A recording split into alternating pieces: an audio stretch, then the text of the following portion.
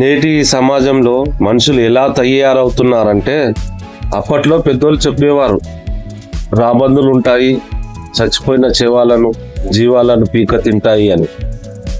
ఇప్పుడు ఆ రాబందులు ఎక్కడనో ఆకాశంలో లేవు, మన మధ్యలో మనలోనే ఉన్నాయి. ఎందుకంటే ఎవరైనా చిన్నగా కనిపించినారనుకో, వారిని ఎలా పీక తినాలని ఆలోచించేవారు చాలా మంది తయారవుతున్నారు.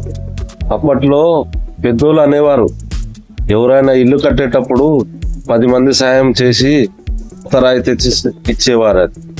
కానీ ఇప్పుడు అలా లేదు.